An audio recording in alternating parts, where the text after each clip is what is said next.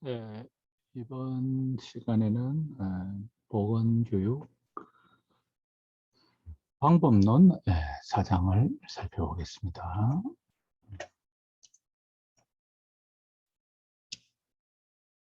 지난 시간에는 이론을 활용하는 방법이었는데, 이번 시간에는 보건교육 계획을 작성하는 방법을 살펴보겠습니다. 학습 목표는 교수학습 과정에서 이론적 접근 방법을 설명할 수 있고, 교육 환경이나 과제 분석의 개념을 열거하며 교육 대상자 특성을 고려해서 교육 목표를 설정하고, 교육 내용에 적합한 방법과 매체를 선정할 수 있으며, 효과적 교육 수행을 위한 교육 계획안을 작성할 수 있어야 되겠습니다. 자, 먼저 보건교육을 계획하는 데 있어서 instruction, 교수, 가르치는 것을 디자인을 할 필요가 있는데, 교육 방법을 잘 선택하고 그것을 잘 이렇게 조직하는 절차를 교수 설계, instruction 디자인이라고 하는데, 그 유용한 모형이 바로 이 그림에 보이는 에디 모형이 되겠습니다. 이렇게 5단계의 모형을 활용하게 되면은 instruction, 디자인을 가르치는 것을 디자인하는데 좋은 도움을 받을 수가 있습니다. 에디는 A, D, D, I, E의 약자이고, 출제에도 많이 나와 있는 그런 모형이 되겠습니다. 그래서 이런 모형을 활용한다면은 실제로 많은 도움을 받을 수 있겠죠. 첫 번째가 이제 A, 분석입니다. 분석. 도대체 어떤 요구가 있는가, 바람직한 상태에 비해서 현재 상태가 뭐가 부족한가 하는 요구, 국가 기준 운동량을 만족하는 건지, 식생활은 뭐가 문제인 건지, 금년 절주는 뭐가 문제인 건지, 그 다음에는 학습자 분석. 위에 게 이제 가르칠 내용이라면은 이거는 대상자가 어떤 상태인지를, 출발점, 지금 현재 가지고 있는 지식이나 기능은 어느 정도이고, 나이, 성별, 지능 등등 학습자의 특성을 분석하는 것도 도움이 될 거고, 환경 분석입니다. 시설이나 자료 등등, 혹시 방해되는 요인이 없는지, 또는 새로운 내용을 습득할 수 있는 그런 환경이 되는지, 그 다음에 직무 및 과제 분석, 즉 요구 분석을 통해서 나타난 요구를 더 잘게 쪼개서 직무나 과제로 분석하고 나누면 더욱 좋겠습니다. 그래서 이런 분석이 됐으면 드디어 이제 설계 과정에 들어가겠습니다. 수행 목표는 앞에 분석 관계에서 나온 결과를 근거로 해서 실제 학생들의 달성해야 될, 성취해야 될 수행 목표를, 지식, 기능, 태도 등등을 더 정확하게 작성을 하고, 실제 그게 달성이 됐는지를 평가 도구까지 개발이 되면 더 좋겠고, 또 그것을 상중하, 계열화할 수 있으면 더 좋겠고, 더 잘 가르칠 수 있는 전략이나 매체까지 같이 설계에 들어가면 좋겠습니다. 그 다음에는 실제 이제 가르칠 때 쓸 자료를 개발을 합니다. 보통은 PPT를 만드는 정도로만 알고 있지만은, PPT 외에도 교재를 만든다든지, 또는 영상 자료를 찾는다든지 해서 교수 자료를 개발하고, 자, 이게 제대로 됐는지 한번 테스트를 해보는 것도 들어가고, 그리고 자료를 최종 완성을 하는 과정이 되겠죠. 네 번째가 이제 만들어진 것을 실제 사용 설치하는 과정이 되겠습니다. 완성된 프로그램을 실제 교육 환경에서 적용해서 실행해보고, 교육 매체도 실제 사용 설치해보고, 계속해서 잘 사용될 수 있도록 유지 관리하고, 마지막에 이제 평가가 들어가겠습니다.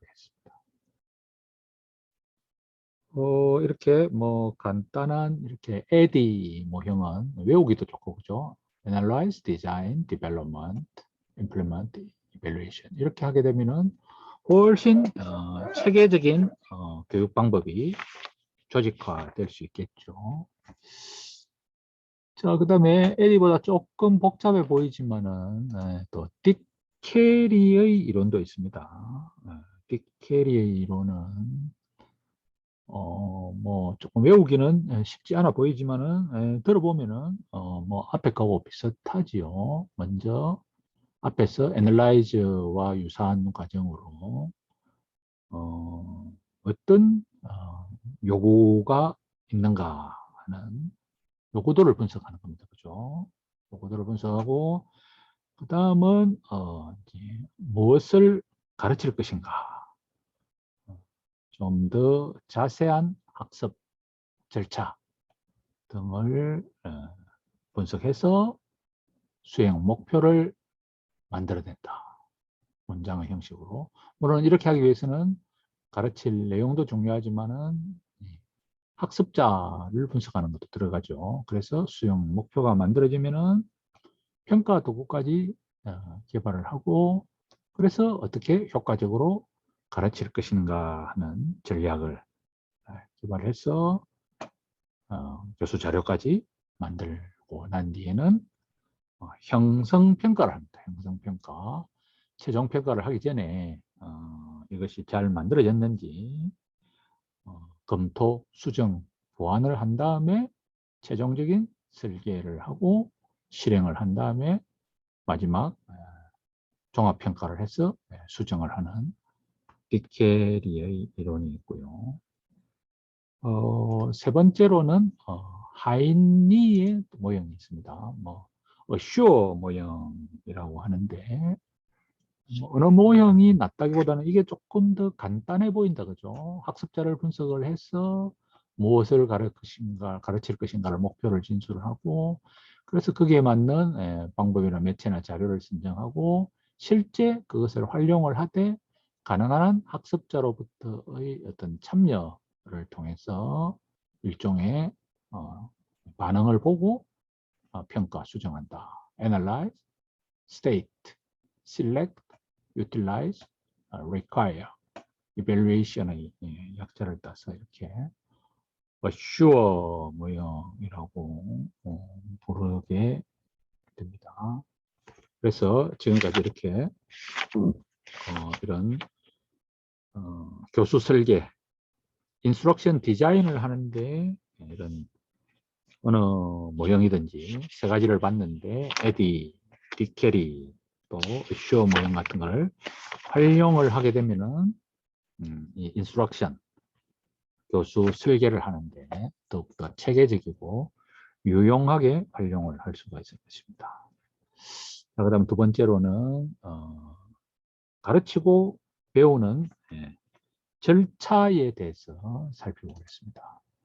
가르치고 배우는 절차에 관해서는 지난 시간에 간의 불이익이 어느 정보, 지적 기능, 인지 전략, 태도, 운동 기능을 구분해서 교수 학습 절차를 진행하면은 유용하다고 배운 적이 있죠.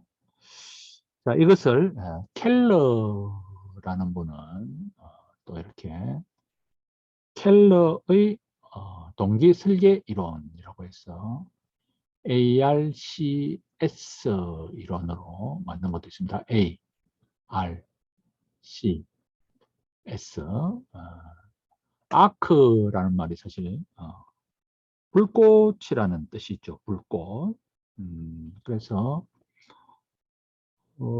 간의 브릭 등이 그렇게 학습 능력을 분류를 해서 진행을 하는 방법이 있고, 또 이 아크 이론에 따르면은 일단 학습자의 주의를 끌 필요가 있다고 되어 있습니다.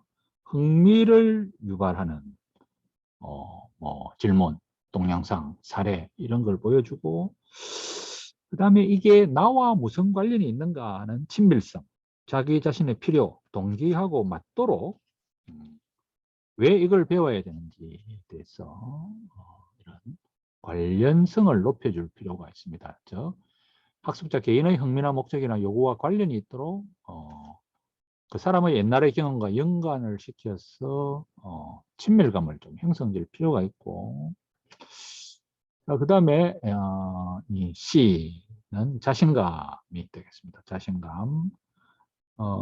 학습자에게 자신의 능력과 노력으로 이 학습한 내용을 실행에 옮길 수 있는 자기 효능감을 키워줄 수 있고, 긍정적인 기대감까지 줄 수 있는가 하는 게 그 다음 순서가 되겠고, 마지막으로 만족감을 높여줘야 된다.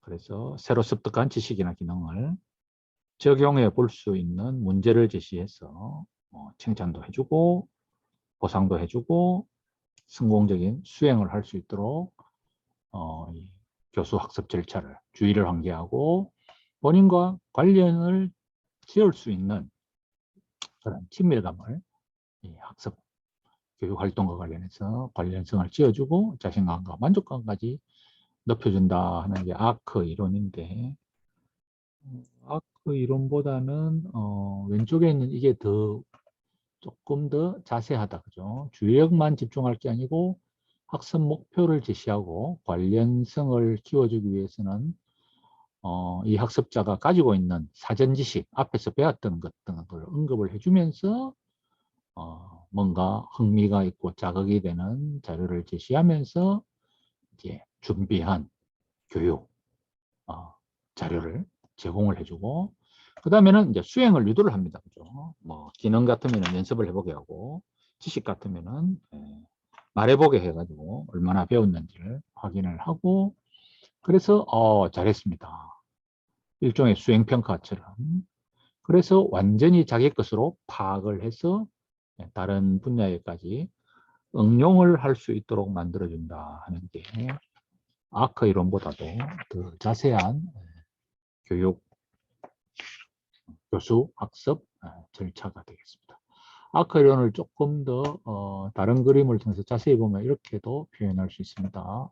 attention, 학습 내용에 주의를 집중하도록 시각자료나 예화 등을 통해서 주의를 환기시킨 다음에 그다음에 이 학습 주제나 가치가 자신의 흥미, 목적, 요구와 관련이 있도록 이전의 지식과 연관지어서 친밀감을 형성을 하고, 그다음에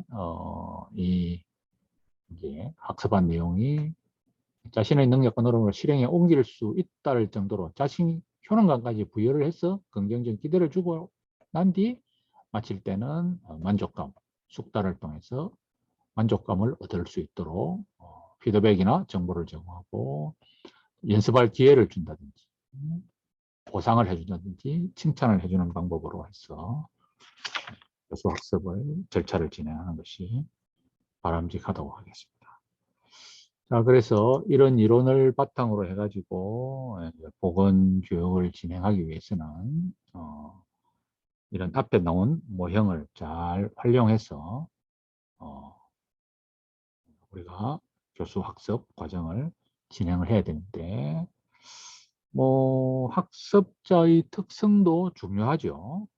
학습자의 특성은 사람마다 다 다르기 때문에 비슷한 점도 있고 다른 점도 있고, 또 그것이 시간에 따라서 계속 변해가고 그래서 이런 걸 파악을 하는 것도 참 중요하겠고, 그다음에 여기 나와 있는 교육 환경도 뭐 비대면이냐 아니냐, 학습 환경은 또 수행 환경, 실제 배운 것을 이분들이 사용하는 직무 환경, 어떤 곳에서 활용을 하는가, 그리고 이 교육 프로그램이 설계 개발되는 환경, 예를 들어서 뭐 PPT 같으면은 버전이 얼마나 되고 속도는 괜찮은지 이런 환경에 대한 분석도 필요하겠고, 또 앞에서 배웠던 학습 과제를 영역에 따라서도 잘 고려해 볼 필요가 있겠죠.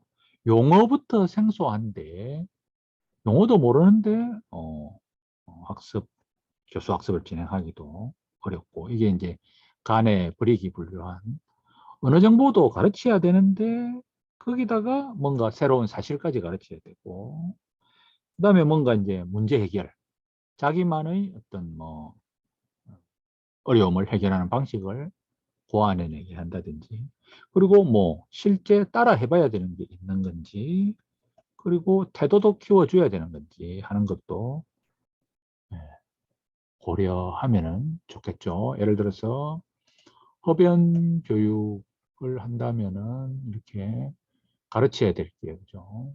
기술도 가르쳐야 되고, 그죠? 어떻게 하면 흡연을 거절할 수 있는 건지, 흡연에 대한 유혹은 어떻게 통제하고, 누구를 도우미로 어, 또 이렇게 찾아서 자기를 도와줄 수 있을지, 또 지식뿐만 아니라 이제 태도도 바뀌어야 되겠죠. 왜 흡연 예방 금령이 필요한지에 대해서 또 잘 알아야 되겠죠. 담배값이 하루 한 값씩 하면 수십만 원이 들어가는 것부터 질병과 건강에 관한 거, 온 전신에 간접흡연까지 위험성, 그래서 필요성, 위험성, 태도, 기술, 실천, 그래서 이렇게 영역에 따라서 가르쳐야 될 것을 잘 파악할수록 도움이 되겠죠. 또는 뭐 여기는 이제 식생활에 관한 분류인데, 가르쳐야 될 내용들을 이런 식으로 이렇게 잘, 이런 걸 위계 분석이라고 하는데, 영양소의 기능, 종류, 또 대사량에서부터 이 영양소를 소화해서 흡수해서 이동하는 과정까지 학생들이, 배우는 사람들이 모르고 있는 소화, 기계적 소화, 화학적 소화, 그래서 입, 위장, 소장, 내장에 이르기까지 어떻게 소화가 일어나고 어떤 식으로 흡수 이동이 되어서 탄수화물, 단백질, 지방산이 쓰이게 되는지, 특히 뭐 강조할 것으로 예를 들어서 술과 건강을 강조하다든지, 그래서 교육 내용을 뭐 이런 식으로 매핑이라고 할 수 있겠죠. 하는 것도 도움이 되고, 또 이렇게 절차 분석이라고 해가지고 최종 원하는 결과에 이르기까지 단계를 이렇게 걸어보는 것도 도움이 됩니다. 물론 이거는 원인을 찾는 것도 이런 식으로 하면 도움이 됩니다. 살이 쪘다. 왜 살이 쪘느냐? 뭐 거꾸로는 원인을 분석하는 걸 거꾸로 하면 해결 방향이 되는 거죠. 원인은 이런 쪽, 요 방향으로 많이 먹어서 그렇다. 왜 많이 먹느냐? 단기 땡겨서 그렇다. 운동을 안 해서 그렇다. 운동을 왜 안 하느냐? 여러 가지를 찾아보고, 잠을 못 자서 그렇다. 왜 못 자느냐? 여러 가지를 찾아보고, 스트레스를 많이 받는다. 왜 그런지. 뭐, 그렇게, 예를 들어서 네 가지 원인을 찾았다면 거꾸로 해결을 할 때는 이렇게 역방향으로 해결을 할 수 있는 그런 절차 분석도를 작성해 보는 것도 도움이 됩니다. 그다음에 뭐 순서는 아니지만 이렇게 군집 분석, 문제의 내용들을 이렇게 자유 토론을 통해서 뭐 예를 들어서 한 학급에서 왜 뭐 그 학급에 흡연자가 늘어났는지를 아이디어를 이렇게 포스트잇 같은 걸로 또는 궤도에다가 그리면서 서로 이렇게, 군집이란 것은 여러 가지 아이디어들을 이렇게 모아보는 것들, 이런 작업을 통해서도 좋은 교육 내용을 예, 찾아낼 수가 있습니다. 그렇게 해서 교육 목표를 진술할 때는 가능한 한 이렇게 동사로 진술하는 것이 좋습니다. 나는 뭐 아무리 친한 친구라도 한 겹이라도 담배는 거절할 수 있다. 그래서 이게 지식이든 이해든 이런 식으로, 그리고 정서적 영역이라도, 그리고 정신 신체와 관련된 영역이라도 이런 식으로 동사로 나의 목표를 진술할 수 있으면 좋겠습니다. 자, 앞에 나왔던 이 군집 분석의 예로서 흡연 금연과 관련해서는 어떤 교수학습 주제를 다룰 것인가에 대해서 이렇게 미리부터 이 대상자에게 어떤 것을 다루어야 할지를 이렇게 주제를 조직해 본다면은 상당히 체계적인 그런 교육 교수학습 절차를 만들어내는데 도움이 되겠죠. 자, 그 다음에 이제 매체를 개발하고 방법을 찾아내는데 교육 방법은 뭐 분류하는 방법이 여러 가지가 있죠. 그래서 뭐 개인적인 방법, 집단 토의 또는 다수를 대상으로 하는 이렇게 교육 방법을 분류할 수도 있고, 주체가 누구냐, 교수자 중심이냐, 상호작용식이냐, 또는 뭐 경험 위주냐, 또는 교육훈련 방법에 따라서 일단 현장에 투입해 가지고 가르치느냐, 교재를 가지고 가르치느냐, 유튜브나 이런 기술 기반으로 하느냐, 스스로 발견학습 과제를 내서 해오게 하느냐, 그것을 집단이 하게 하느냐 하는 여러 가지 교육 방법이 있고, 개입에 있어서 직접 지식 습득을 가르치는 강의가 있는 반면에 간접적으로 스스로 생각해서 어떤 팀이 또는 개인적으로 과제를 통해서 탐구하고 문제 해결을 할 수 있는 방법이 있고, 이 두 개를 섞어서 하는 방법이 있습니다. 의사소통 이론에 따르면은 또 이런 식으로도 분류를 할 수 있죠. 실험형이냐, 토론형이냐, 자율학습이냐, 개인교수냐, 강의냐.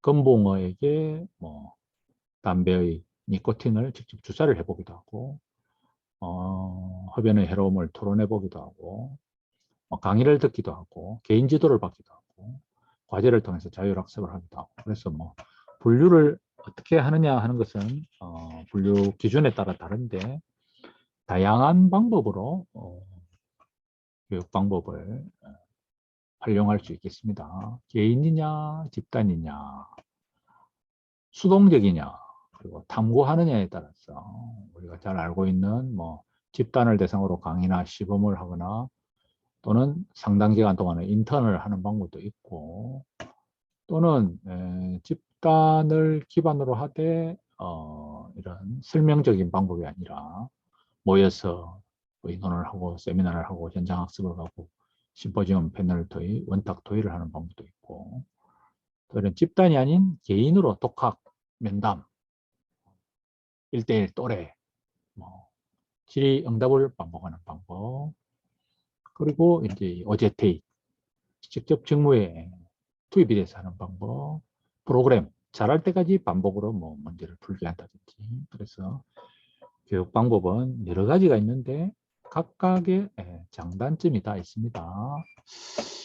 그래서 집단 토의 상담은 장점이 피드백이 가능하고 태도나 행동까지 바꿀 지식이 아니라 그것까지 바꿀 수가 있고, 참여가 촉진되고 동기가 유발되고 인식뿐만 아니라 감정도 변할 수가 있는데 사람이 너무 많으면 못하죠. 근데 단점은 초점에서 벗어나기가 쉽고, 참여하는 사람하고 참여하지 않는 사람이 갈라질 수도 있고 시간도 많이 걸립니다. 그래서 이게 소그룹일 때는 뭐 적합한 방법이 되겠죠. 또래 교육, 아주 비슷한 사람끼리 모이게 되면은 또 거기에서 잠재력이, 그 또래 그룹만의 잠재력을 끌어내고 참여를 조장할 수 있는 반면에 잘 계획하고 감시를 해야 되겠죠. 분과 토의도 있습니다. 분임조를 나누어 가지고 몇 조로 나누어 가지고 토론하고 다 모여 가지고 또 다 같이 배운 것을 서로 나누어 보는, 뭐 저 회사 같은 데서 연수를 갔을 때 자주 쓰이는 방법인데, 시간과 계획과 평가 기술이 상당히 필요하죠. 강의는 뭐 우리가 그동안에 다양한 정보를 빠른 시간에 효율적으로 교육자의 자료를 가지고 그냥 뭐 피동적이긴 하지만 멍하게 앉아 있어도 다 듣기도 하고 장점이 있고 단점은 뭐 대상자의 참여가 적고 과다한 정보 제공이 되기 쉽고 흥미가 떨어질 수도 있고 자료를 또 잘 선택해야 되겠죠. 시범을 보인다. 예. 직접 해본다. 흥미, 실제 적용. 단점은 시간, 지식을 잘 다루지 못할 수도 있고. 자, 그 다음에 모델 학습. 실제 어떤 동영상 등을 통해서 어린이들한테 정서적인 영향을 끼칠 수 있는 반면에 시간이 많이 걸리고 정확한 목표가 상실될 수도 있다. 컴퓨터 프로그램 학습 잘할 때까지 반복적으로 시험 합격할 때까지 반복적으로 동영상을 보게 해가지고 시험을 합격하게 한다. 우리 뭐 최근에 보니까 병원의 사이버 연수원 같은 데서 좀 쓰이는 방법이네요. 반복 학습이 가능하고 학습량의 배분도 가능하고 시간 전략도 될 수 있는 반면에 재정도 필요하고 사람에 따라서 동기유발 정도에 따라서 효과의 차이를 보인다. 개별 연구 여러분처럼 이게 논문 쓰는 거다. 그죠? 자주성, 책임성을 가지고 여러분 스스로 아주 높은 수준의 학습 능력을 키워야 되지만은 피교육적인 부담이 크고 잘 지도를 해줘야 되겠죠. 경험학습은 현장 경험 실습을 통해서 실제적인 경험을 현장에 가봄으로써 뭐 그렇지만 아주 관리 평가가 어려울 수가 있고 역할극, 치매 가족의 어려움을 뭐 연극으로 표현한다. 아주 상대방의 입장이 되어보고 특수 상황에서 여러 가지 체험을 하지만은 예측 불허의 상황이 생길 수도 있고 시간도 많이 걸릴 수가 있습니다. 자, 그래서 이 교수학습 방법을 어떻게 선정하는가 하는 것은 뭐 현장 상황에 맞도록 해야 되겠죠. 50명이 소강당이 주어졌는데 지식을 습득하려면 뭐 이거는 강의를 할 수도 있고 설명을 해야 되겠죠. 팀을 나눌 수도 있겠죠. 체력 단련실이 있어서 운동 기능을 수십 명한테 가르치려면 시범 또는 또래들끼리 1대1 짝을 지어서 연습을 하게 한다든지 교실에서 지식이나 문제 해결을 해야 된다면 이거는 이제 이렇게 시간을 주고 분임조 토의를 한다든지 또는 어떤 프로젝트 수행을 하게 할 수도 있고 보건교육실 보통 이렇게 되면은 뭐 이동식 의자 같은 데서 20명 이하가 태도와 적용 능력을 키우려면은 실험을 해본다. 모의 실험. 건봉한테 니코틴 성분을 닭한테 뭐 주사를 해본다. 건봉한테 니코틴을 떨어뜨려 본다. 역할극, 토론 같은 경험적 접근을 할 수가 있겠고 컴퓨터실이 있는데 개인한테 새로운 지식을 가르쳐 주려면은 이런 컴퓨터 보조, 반복 학습 이런 것들을 쓸 수도 있겠죠. 그래서 아주 다양한 보건교육 방법을 다 인식을 변화시키느냐, 감성을 변화시키느냐, 이런 운동이나 행동 기능까지 바꾸느냐에 따라서 시간 제한도 각각 다릅니다. 그죠?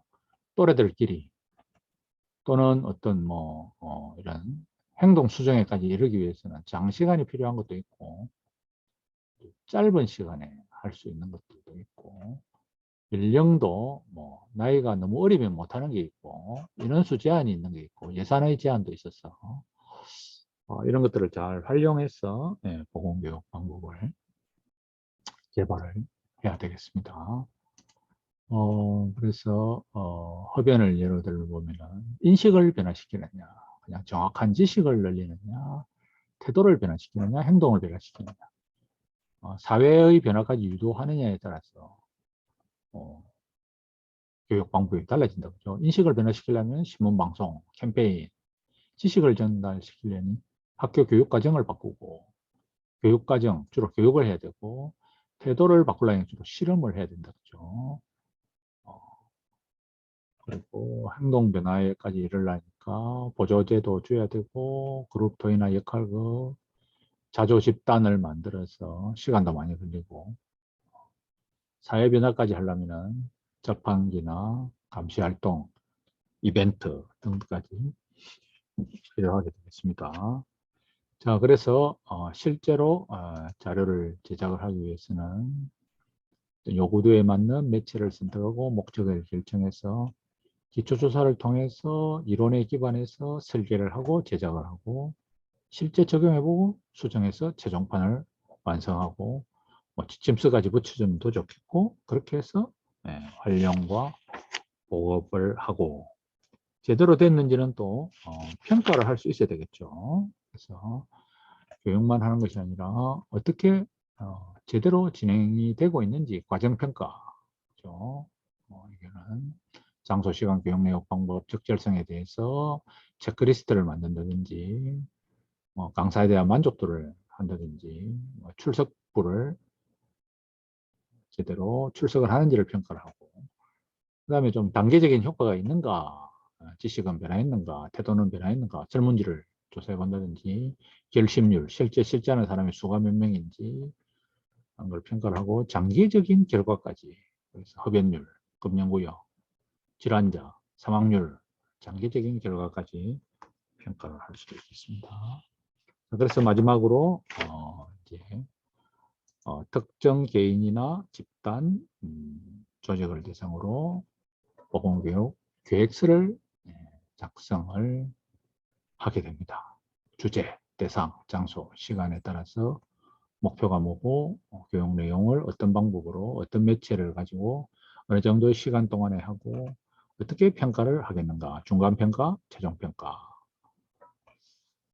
그렇게 해서 이렇게 실제로 한번 교육 계획을 여러분이 작성을 해 보는 게 제일 좋겠죠. 그래서 그동안에 쭉 우리 학생들한테는 중간고사 대신에 여러분이 예중에 양식을 하나 골라가지고 여러분이 직접 내가 보건교육을 해보고 싶은 주제, 대상, 장소, 시간, 목표, 내용 등등을 메꿔서 계획서를 작성해 보는 걸 이때까지 중간고사로 쭉 해왔습니다.